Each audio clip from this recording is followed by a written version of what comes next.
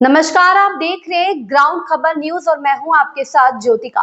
आइए रुक करते हैं खबर की ओर। उत्तर प्रदेश की राजनीति में बयानबाजी का पारा एक बार फिर हाई हो गया है। प्रदेश के मुख्यमंत्री योगी आदित्यनाथ ने अपनी सरकार के 9 साल पूरे होने के मौके पर विपक्ष पर जोरदार हमला बोलते हुए एक बड़ा बयान दे दिया है।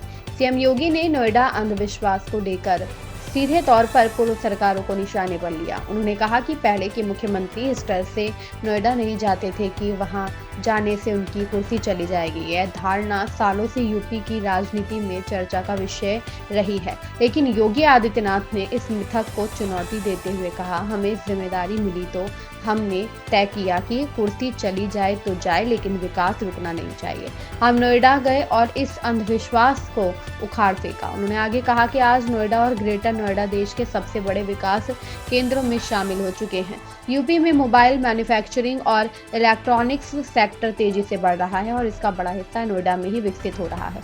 सीएम योगी ने अपनी सरकार की उपलब्धियां गिनाते हुए कानून व्यवस्था को लेकर भी बड़ा दावा किया। उन्होंने कहा कि पहले प्रदेश में त्योहारों के दौरान तनाव और डर का माहौल रहता था, लेकिन अब हालात पूरी तरह बदल चुके हैं। आज नवरात्रि और रमजान जैसे पर्व शांति और सौहार्द के साथ मनाए जा रहे हैं। उन्होंने कहा कि यूपी अब दंगा मुक्त और भयमुक्त राज्य बनने की दिशा में तेजी से आगे बढ़ रहा है। अब अयोध्या के बारे में ये बातें हम कह सकते हैं जिसके बारे में प्रभु ने स्वयं अपनी वाणी से कहा था कि अवधपुरी सम प्रिय नहीं सोवो, या प्रसंग जानहु को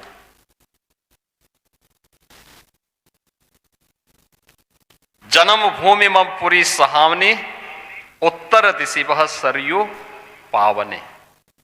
आप सोचो, सरयू मैया तभी से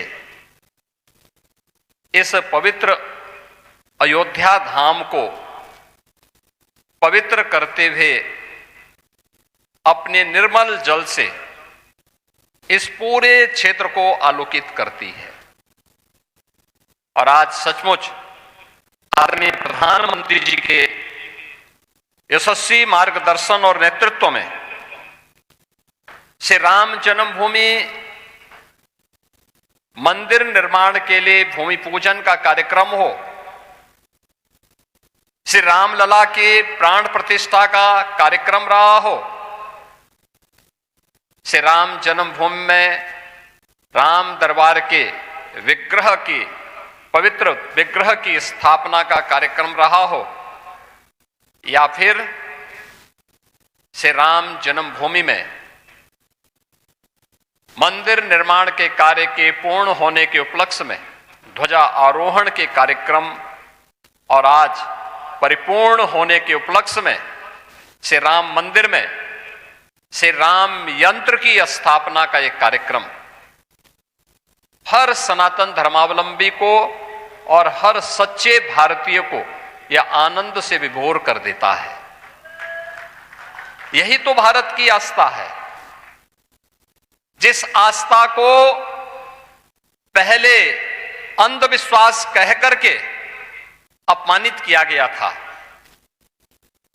यह अपमानित करने वाले वही लोग हैं जो उत्तर प्रदेश या देश की सत्ता में रहते थे। अपनी सत्ता को बचाने के लिए वे नोएडा नहीं जाते थे। वह उनके लिए अंधविश्वास और रूढ़िवादी नहीं था, लेकिन राम मंदिर की बात करना, काशी में काशी विश्वनाथ धाम के निर्माण की बात करना और कृष्ण कन्हैया के मथुरा वृंदावन की बात करना उनके लिए अंधविश्वास का पर्याय था। लेकिन आज हम सब गौरव की अनुभूति कर सकते हैं जो दुनिया में कहीं नहीं हुआ। 500 वर्षों के बाद जो आस्था 500 वर्षों तक निरंतर बनी रही, तमाम विप्लव को झेलती रही, संघर्षों पर संघर्ष का मुकाबला करती रही, लेकिन वह आस्था कभी रुकी नहीं, कभी डिगी नहीं, कभी झुकी नहीं। वह संघर्ष, वह सत्ता किसी की भी रही हो, वह सत्ता के खिलाफ वह संघर्ष जो इस आस्था को अपमानित करती थी, उसके खिलाफ इस संघर्ष निरंतर जारी रहा। और अंततः वह दिन आ रहा है जब अयोध्या आज का ये अयोध्या इस रूप में हम सबके सामने है। इस खबर में बस इतना ही। बने रहिए ग्राउंड खबर न्यूज के साथ।